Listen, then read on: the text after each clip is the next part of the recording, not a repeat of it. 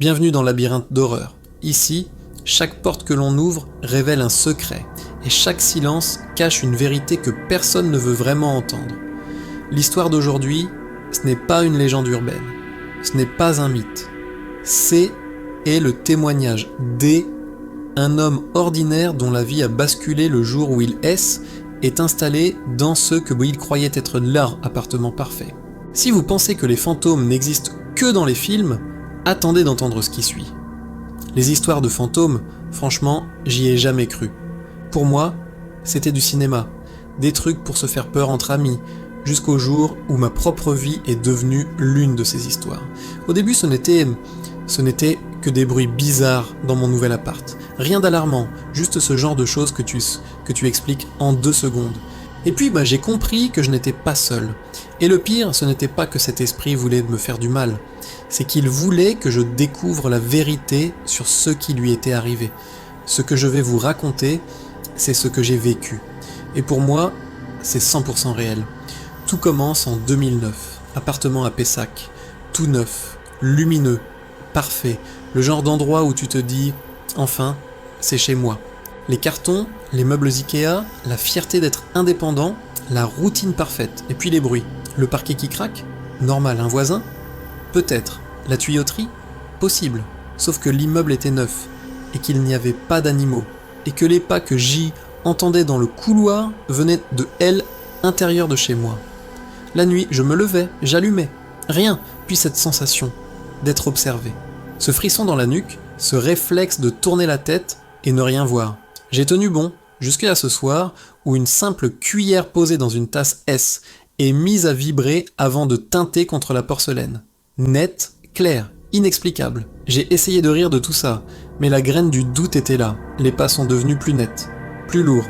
Le bruit de quelque chose qu'on traîne dans le salon en pleine nuit. Je bondissais, j'allumais. Rien ne bougeait. La lumière de la salle de bain a commencé à dérailler. Impossible de l'éteindre. L'électricien est venu. Installation impeccable, monsieur. Et le lendemain, ça recommence. Je devenais parano. Je parlais à voix haute en rentrant. « C'est moi, y a personne !» Mais la vérité, c'est que j'essayais de me rassurer moi-même. Le point de bascule est arrivé avec mon meilleur ami, Marc. Il dort sur le canapé une nuit, et à 3h du matin, il surgit dans ma chambre, livide. Il avait vu une ombre passer en courant devant le canapé, et entendu le murmure d'une femme près de la fenêtre. Là, tout bascule, parce que ce n'était plus dans ma tête. Quelqu'un ou quelque chose se manifestait vraiment. J'ai cherché comme un malade, Google, archives, faits divers, rien. C'était comme si l'appartement n'avait pas d'histoire. Le concierge, lui, restait flou. Tout ce qu'il a accepté d'avouer, c'est que l'ancienne locataire, une jeune femme, était partie précipitamment, et qu'elle n'était jamais revenue récupérer ses affaires. Les phénomènes continuaient par vagues. Des périodes de calme, puis des nuits d'enfer. Et puis un matin, une lettre dans ma boîte aux lettres. Pas pour moi, pour elle, l'ancienne locataire. Tampon du tribunal de grande instance. Mes mains tremblaient en ouvrant l'enveloppe. À l'intérieur, une ordonnance judiciaire. L'ordonnance concernait son ex-compagnon. Elle l'accusait de harcèlement, de menaces. Le document datait de quelques mois à peine. J'avais enfin un nom, une piste. Armé de cette information, je suis retourné voir le concierge. Cette fois, son masque est tombé. Il m'a raconté que la jeune femme, appelons-la Chloé, vivait dans la peur. Son ex la suivait, l'attendait devant l'immeuble. La dernière fois que le concierge l'a vue, c'était un soir tard. Elle était en larmes, et lui avait dit que son ex était monté malgré ses interdictions. Après ça, plus rien.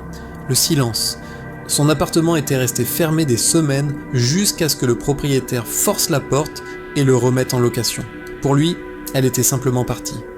Cette nuit-là, les phénomènes ont atteint un niveau terrifiant. Les placards de la cuisine s'ouvraient et se fermaient violemment. J'entendais des sanglots de femmes, clairs, déchirants. Une peur glaciale m'envahissait, mais elle était différente cette fois. C'était comme un appel à l'aide désespéré. J'ai compris, elle n'était pas partie. Elle était encore là, et elle voulait que je sache. Le lendemain, poussé par une force que je ne m'explique toujours pas, je me suis concentré sur les détails de l'appartement. Le parquet.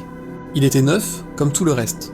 Mais dans le salon, près de la fenêtre, il y avait une lame qui semblait légèrement différente, plus foncée. J'ai sorti mes outils, le cœur battant. En soulevant la lame, une odeur nauséabonde m'a pris à la gorge. Et en dessous, coincé contre la chape de béton, un petit médaillon en argent, terni, je l'ai ouvert. À l'intérieur, une photo minuscule, celle d'une jeune femme souriante. C'était elle. C'était Chloé. Le médaillon était gravé de ses initiales. À cet instant précis, toutes les lumières de l'appartement ont clignoté une dernière fois, puis sont revenues à la normale. Un silence profond s'est installé. Un silence total, comme je n'en avais jamais connu ici. La présence, la tension, tout avait disparu. J'ai appelé la police. J'ai tout raconté. L'histoire, la lettre, le médaillon, la lame de parquet. Les enquêteurs étaient sceptiques, évidemment. Mais ils ont fait leur travail. Des analyses ont été faites sur la lame de parquet et sur le béton en dessous. Ils ont trouvé des traces. L'enquête sur la disparition de Chloé a été rouverte.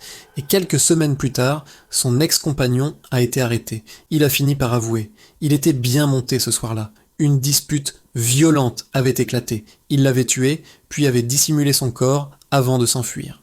J'ai déménagé peu de temps après. Je ne pouvais plus rester dans cet appartement malgré le calme revenu. L'esprit de Chloé avait trouvé la paix, mais le mien était marqué à jamais. Cette expérience a changé ma vision du monde. Je ne regarde plus les bruits étranges de la même façon. Je sais maintenant que derrière certaines portes closes, il n'y a pas que des courants d'air ou des tuyaux qui grincent. Parfois, il y a une âme qui attend juste qu'on l'écoute. Merci d'avoir traversé cette histoire avec moi. Si vous êtes encore là, c'est que quelque chose vous a touché ou peut-être troublé. Dans Labyrinthe d'horreur, chaque témoignage est une porte entrouverte sur l'invisible. Et parfois, ce qu'on y découvre change tout ce qu'on pensait savoir sur le monde qui nous entoure. Si l'histoire vous a captivé, n'oubliez pas de mettre un like, de laisser vos impressions en commentaire et de partager cette vidéo autour de vous. Votre soutien permet à ce labyrinthe de s'agrandir encore. Et surtout, restez prudent. Certaines histoires y commencent comme la vôtre.